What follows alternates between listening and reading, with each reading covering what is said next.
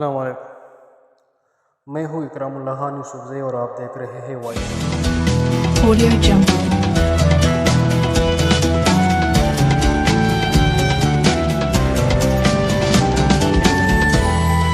Audio Jungle. ساتھ آج share کرنے جا رہے ہیں بیت المقدس کے حوالے سے کچھ باتیں اور آپ کے بچوں یعنی ہمارے آنے والے نسلوں کے بارے میں کہ ہم اپنے بچوں کو بیت المقدس کے بارے میں کیا کچھ بتانے والے ہیں یا بتاتے ہیں یا نہیں، اور ہمیں بیت المقدس کے بارے میں اپنے بچوں کو کیا بتانا چاہیے۔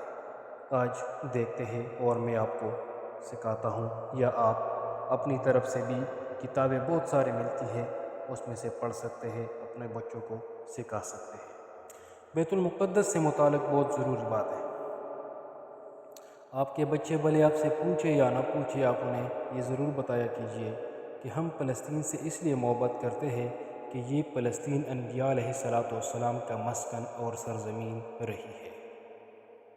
حضرت ابراہیم علیہ السلام نے فلسطین کی طرف ہجرت فرمائی۔ اللہ تبارک و تعالیٰ نے حضرت لوط علیہ السلام کو اس عذاب سے نجات دی جو ان کی قوم پر اسی جگہ نازل ہوا تھا۔ حضرت داؤد علیہ السلام نے اسی سرزمین پر سکونت رکھی اور یہی اپنا ایک محراب بھی تعمیر فرمایا تھا۔ حضرت سلیمان علیہ السلام اسی ملک میں بیٹھ کر ساری دنیا پر حکومت فرمایا کرتے تھے۔ چیونٹیوں کا وہ مشہور قصہ جن میں ایک چیونٹی نے اپنے باقی ساتھیوں سے کہا تھا، ایک چیونٹیوں اپنے بلوں میں گھس جاؤ، یہی اس ملک میں واقعہ اسقلان شہر کے ایک وادی میں پیش آیا تھا، جس کا نام بعد میں وادی نمل یعنی چیونٹیوں کی وادی رکھ دیا گیا تھا۔ حضرت زکریا علیہ السلام کا محراب بھی اسی شہر میں ہے۔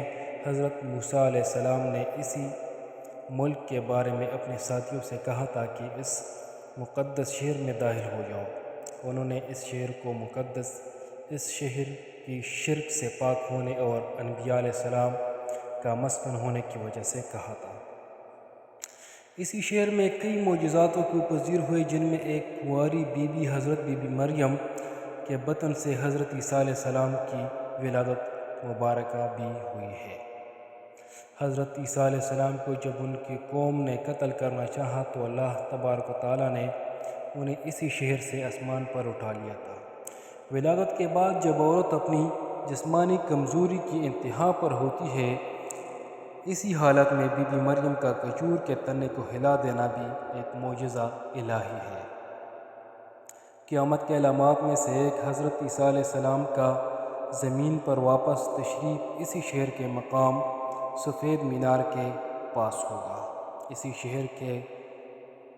شہر کے ہی مقام باب لد پر حضرت عیسیٰ علیہ السلام مسیح دجال کو قتل کریں گے۔ فلسطین ہی ارض محشر ہے۔ اسی شہر سے ہی یاجوج و ماجوج کا زمین میں قتال اور فساد کا کام شروع ہوگا۔ اسی شہر میں وقوع پذیر ہونے والے قصوں میں سے ایک قصہ طالوت اور جالوت کا بھی ہے۔ فلسطین کو نماز کی فرضیت کے بعد مسلمانوں کا قبلہ اول ہونے کا اعزاز بھی حاصل ہے۔ تو یہی ہے کچھ باتیں میرے دوستوں جو آپ لوگوں کے ساتھ شیئر کرنا چاہتا تھا اور شیئر کر لیا۔